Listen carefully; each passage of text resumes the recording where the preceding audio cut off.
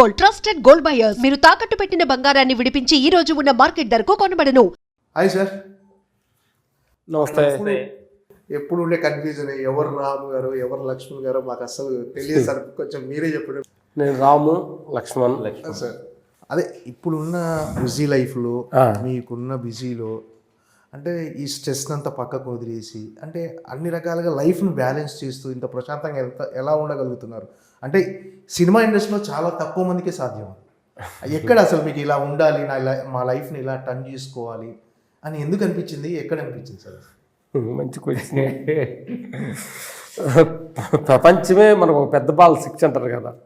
మన కంటి ముందు మనుషులు, కీర్తి, సంపద, దేహంలో ఉన్న శక్తి మన కంటి ముందే నశిస్తూ మార్పు చెందుతూ ఉన్న దాన్ని గమనించటం వల్ల మొదలుపెట్టిన కాడ నుంచి. ఎందుకంటే మేము కొంచెం ఆర్థిక నుంచి వచ్చినాం కాబట్టి అన్నీ వచ్చినాయి. అటు భయం కూడా ఒకటి వచ్చింది. ఎన్నిటి ధైర్యం ఉండగల భయం ఎందుకు వస్తుంది అంటే ఇది నిజం కాదు, ఇది నిజం కాదు. ఏదైతే భయపెడుతుందో అది నిజం కాదు, అది నిజం కాదు. ఏది తెలుసుకుంటే ఇక మనం తెలుసుకునే అవసరం లేదో అసలు ఏంటి అది, అది ఆత్మ సత్యం. దానికి భయపడేది, పుట్టేది, నశించేది కాదు. అది ఆత్మ ఎన్నర్ ఉండేది.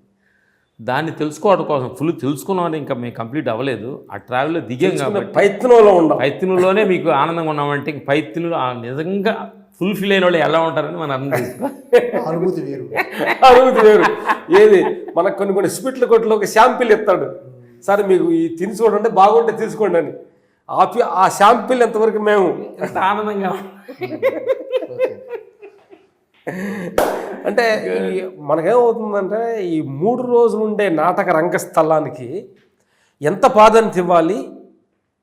ఇప్పుడు వచ్చేటప్పుడు కారులో మాట్లాడుకుంటున్నాం. ఇస్తేప్పుడు ఒక మనిషి నిద్ర లేచి నాకు కొన్ని విషయాల్లో గొడవలు పడటము, అది లేని బాధపడటం, ఏదో నిజాలు జరుగుతుందంటే అతని జీవితం బాగా అసలు అర్థం చాలా కనిపిలో ఉండని అర్థం.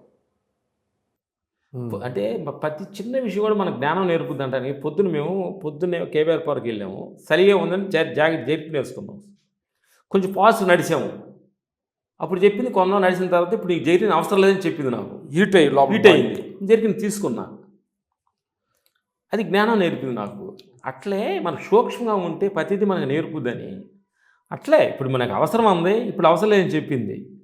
ముందు అవసరం ఉన్నది ఏంది, సిచ్యువేషనే మనకు చెబుతుంది. దాన్ని కొంచెం గమనించాలి. కొంచెం మనం సూక్ష్మంగా మనం ఉండగలిగితే అన్నీ మనకు క్లారిటీగా ఇస్తుంది. ప్రపంచం నేచర్ అనేది మీకు గమనించాలి. అదే నేచర్ కానీ బాడీ కానీ మనకు చెప్తుంది, మనకు సంకేతాలు ఇస్తుంది. మనం వేరే ఏమోహంలో పడిపోయి దీనికి ఆ సూక్ష్మాన్ని గమనించలేకపోతున్నాం. బలమైన నీ కోరిక ఉందనుకోండి, సూక్ష్మాన్ని గమనించలేవు. బలమైన బాధ ఉందనుకోండి, సూక్ష్మాన్ని కనిపించలేవు. బలమైన కోపం ఉందనుకోండి, సూక్ష్మాన్ని కనిపించలేవు. ఈ మూటిల్లో మనిషి ఉన్నప్పుడు ఏం చెప్పలేడంటే ఇది బలమైన కోరిక, డిప్రెషను, బలమైన కోరిక, బలమైన ఎమోషనల్. ఇదే మహాభారతంలో అడిగాడంట అర్జునుడు. వచ్చింది కాబట్టి చెబుతున్నాం. కృష్ణ భగవాన నువ్వు నా పక్కనే ఉన్నావు, ఇప్పుడు ఆ సమయంలోనే యుద్ధ మధ్య సమయంలోనే సత్యం చెప్పాలనుకుంటున్నావు, ముందు చెప్పకూడదా? అంత సమయం నీతో చాలు అవుతుంది కదా, పక్కన చెబుతున్నావు కదా, ఎందుకు చెప్పకూడదని అడిగాడు కృష్ణ భగవాన్.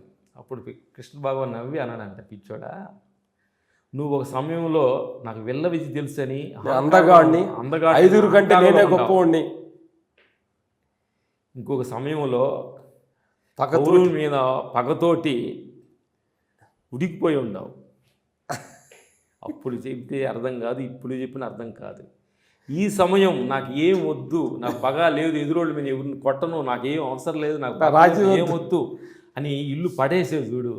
అప్పుడు వచ్చింది గ్యాప్. అప్పుడు చెప్పాను అన్నట్టు మనము ఈ నా డబ్బు, నా పేరు, నా పదవులు, వీటి మీద ఒళ్ళు మన మమకారం భగవంతుడు చెప్పేది మనకి ఎట్లా అర్థమవుతుంది? థ్యాంక్ యూ, కడుగుతాము. థ్యాంక్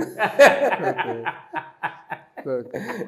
అంటే ఫైట్ మాస్టర్లు అనగానే చాలా మందికి మన సినిమా ఇండస్ట్రీలో కానీ బయట కానీ అంటే మొత్తం కండలు తిరిగిన బాడీతో ఉండి అసలు చాలా కర్కోటకంగా ఉండి వాళ్ళు అసలు రోజు ఇక చికెన్లు మటన్లు తినేసి చాలా శరీర సౌష్ఠవంతో గట్టిగా ఉంటారు అనుకుంటారు. కానీ మిమ్మల్ని చాలా సాత్వికుల్లాగా అసలు వీళ్ళు ఫైట్ మాస్టర్లా అంటే ఫైట్ మాస్టర్లు అంటే చాలా అంటే బయట ఉన్న ఒకటి మిమ్మల్ని చూసిన తర్వాత చాలా మంది ఆ దృక్పథాన్ని కూడా మార్చుకున్నారు.